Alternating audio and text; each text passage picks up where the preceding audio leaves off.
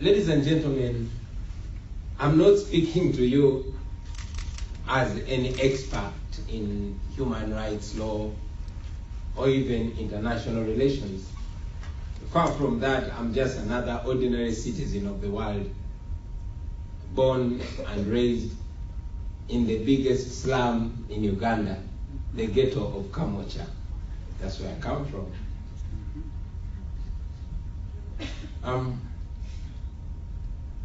My passion to fight for freedom was indeed not born out of a classroom. Because I'll tell you, I'm not a professional of anything other than my singing and dancing. My passion to fight for freedom was born out of the streets. It was born out of my experience growing up from the poorest of the poorest in Uganda, and indeed those are the people that face the worst human rights violation in my country. And I know that many of you have come to know me out of my experience of torture and repression and abuse of my rights by the authorities in Uganda and the military in my country. And while I am very grateful for the attention, I must assert it that my experience, my own experience, however nasty it was, is nothing compared to what very many men and women go through every day in my country. Many have been arrested, many have disappeared, and indeed many have had to pay the ultimate price. So while I'm very lucky to be standing before you today, ladies and gentlemen, I must inform the world that another activist, an academic giant, a woman called Dr. Stella Nyanzi, continues to rot in jail. She continues to be incarcerated simply because she wrote a poem that criticizes President Museveni, who has been president of Uganda for the last 33 years. What's her name? His name is Yoweri Museveni, General Yoweri Museveni. The lady is called Dr. Stella Nyanzi. She was a lecturer in our university. She's an activist for human rights, and she wrote a poem criticizing President Museveni's policies of stepping on human rights, and that is the reason why she continues to be incarcerated in jail. Many young people in Uganda continue to rot in jails, and yes, many of them have disappeared, never to be seen again. Ladies and gentlemen, without trying to get you emotional, I know that our story is not any unique to other stories across the world. I know that all over the world there's oppression, there's injustice, even here in America. So while we continue to strongly get engaged in our own struggle back home, we recognize the struggles of all the people all over the world, and we continue to think about them and pray for them. And whenever we can act, we would love to act because of them. And ladies and gentlemen, I also want to mention that while the human rights all over the world continue to deteriorate, we also have reason to celebrate. We know that movements have come up over time. We know that people have pushed back against dictatorships, against oppression, and against injustice. Where I come from in Africa, you've seen movements putting an end to dictatorial regimes like in Algeria and in Sudan, and soon in Uganda.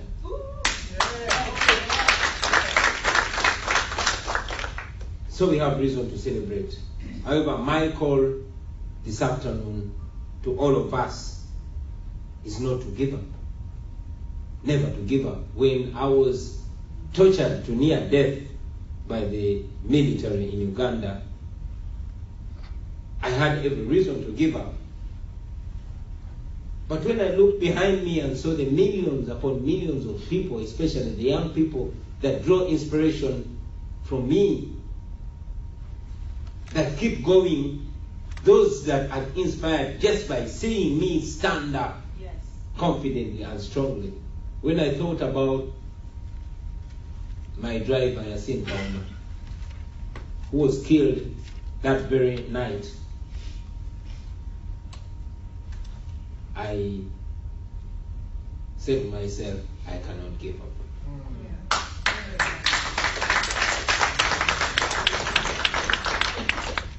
I said strongly to myself that giving up would be betraying his sacrifice and the very many sacrifices of men and women that have had to pay the ultimate price in the struggle for freedom and life. And yes, when I was crying in that lonely military jail, I remembered the words of Reverend Jesse Jackson, who said, tears and sweat are both salted, but tears will get you sympathy. However, sweat will get you change. Abantu bamuplaying amabala all the time, social media bamuteekako. Lwaki ova mu music? Mbemenji mu ndongo. Kati ate nga nsaanyo mirembe. I don't want peace. You want violence. Problem always. Kanayo mbemba mu ndongo mwana akavuyo kange tekakyakola ki. Tekakyaggwa bulungi.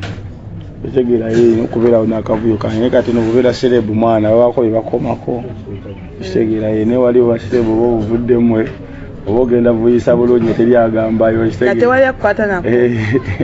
Ne oyagala kuyingira politics. Politics ngerimu ebintu bingi nnyo ante most cases tusinkana abantu abayingiza mu politics amanya gaabwe ne bagatanishinga. Oba they can even lose their lives.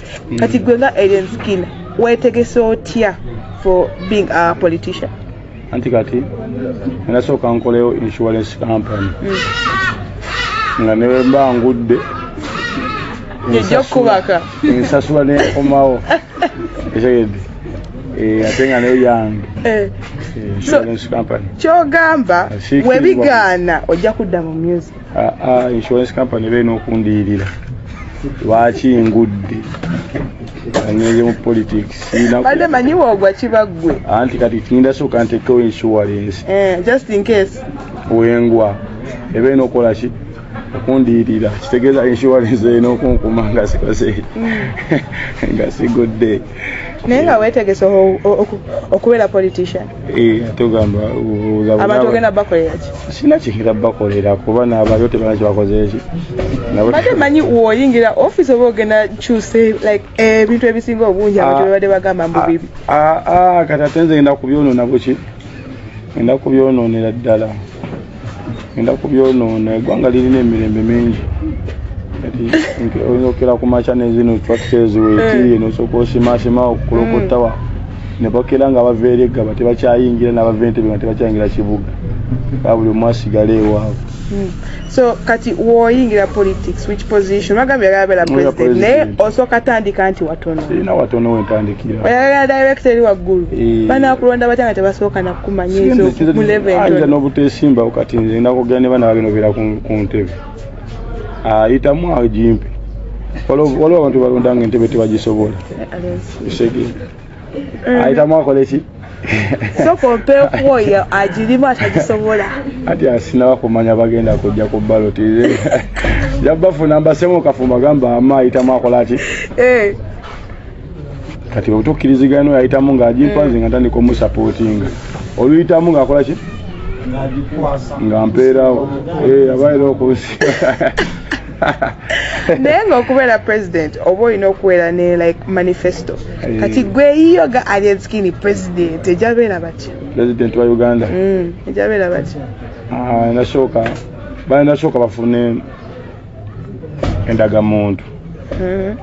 Naye nga nenemu nga magazine kati nga mulimu kalenda kati omuntu abagenda gitereka bati kiba kikakatako wake ogifunira baaga ati nga kalenda eyo abaana bannayuganda emirembe gisusse kati bakeza ku kibooko ku makyano olw'eggulu ate nga ze bakubye ze otiikinga buli munnayuganda buli munansi naffe abeeru kati mwatabeeza n'okubongeramu tukuba ne tufuka red anti kati this is Uganda emirembe mingi ekitegeera emirembe mingi abantu bakuba kibooko ku makyano olw'eggulu ate nga batiikinga n'okujja n'endaga muntu yo ekitegeera ebyange bigenda kubeera birala nnyo mwana kyemwali mulabye ekisuuka yagamba omusajja ono avuze bubi nga nsi ki kati ze kankubuuza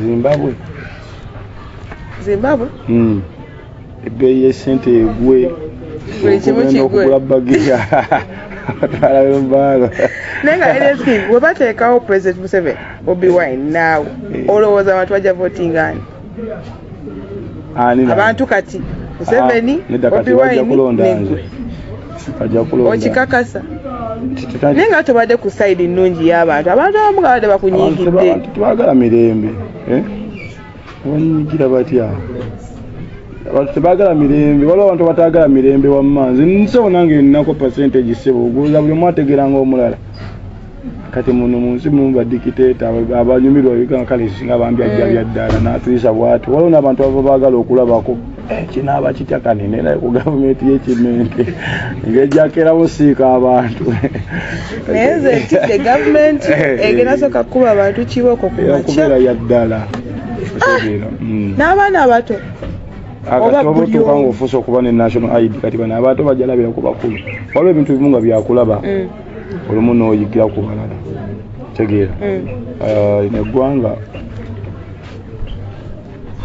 esita abantu tebalyagala bwagazi bannansi tebaagala ggwanga lyabwe kati bakuli batamya era ne balyagala kabuli oba ne balikola ki ne balyesonyiwa ne balivuma ebyaddala ne bagisensebula kati gwe nga president what do you think what do you think makes a good president those qualities simanyize just kasitambeera nga ntudde mu ntebe nga nze nkolawo dekola ki nenga LSK okimanyi wootuula mu ntebe bagenda kuwa paperwork olina okusayininga the army olina osayininga bino biki kati gwosobola LSK osobola managinga army ya Uganda osobola okakasa laba amini akerako naga parliament eveewo never kabanga kati bwakujawo bujja president asoka atule wansi oli babamonge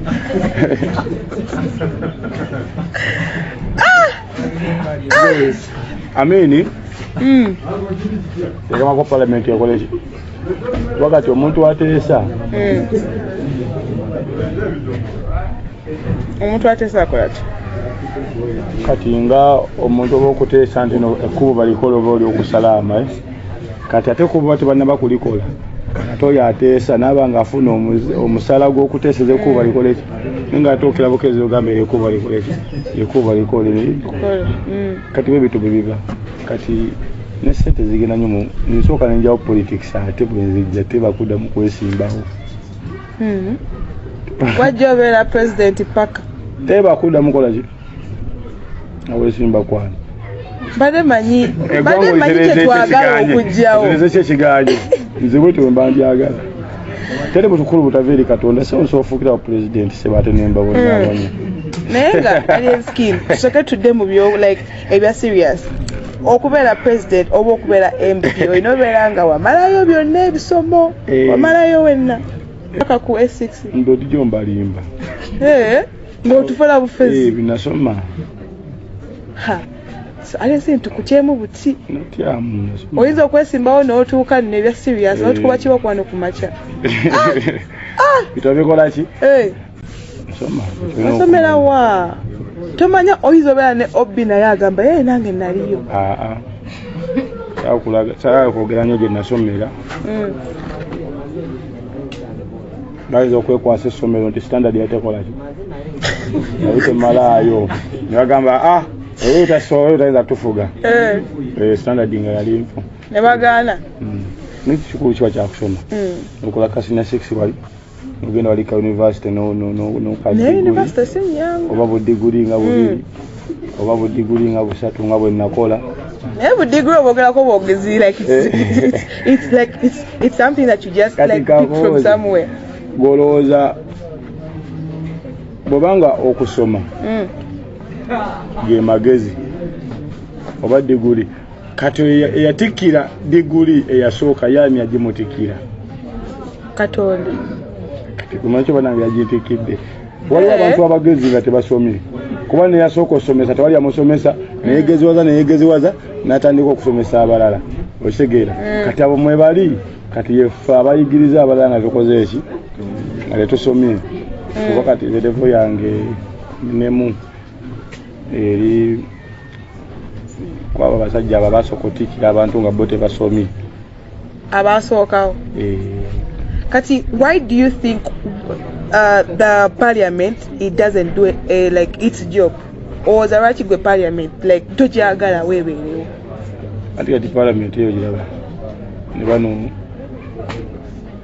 bana beesimbyewo abalala abo tebana kye bakola kubanga bwe baba bajja okusaba akalulu ne kansala wa LC fili akusubiza bye bimu ne president byakola ki bane tugenda okukola amasomero tugenda okukola enguudo zino tugenda okukola amalwaliro naye navaako nga twakikoze eki kiredde ne MP wajja bwanoonya akalulu bwatu bwakola ki bwatugamba kane president byatusuubiza kadde ntulina okulondako omu ani omutuufu ne bammeeya buli omu atusuubiza kyekimu oba ne chairman w'ekyalo naye atusuubiza siba okulwa koolaasi naye paka ne katannagiwa akategeera kati abo tuba tulina okukola ki naye nga kyo kisinga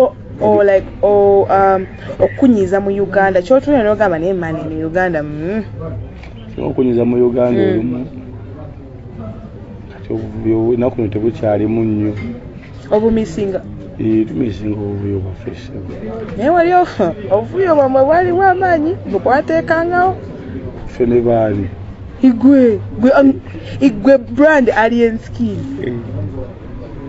ati kati nze nina association gye nakola okumenya amateeka bayita Law Breakers Association kati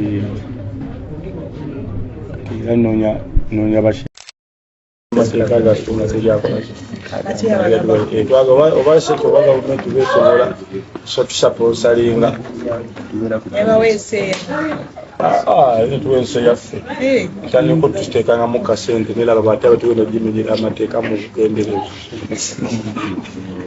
naye nga woba like if you're given a chance bakugamba ove mu Uganda odde mu nsi endala which country would you want to go and stay in?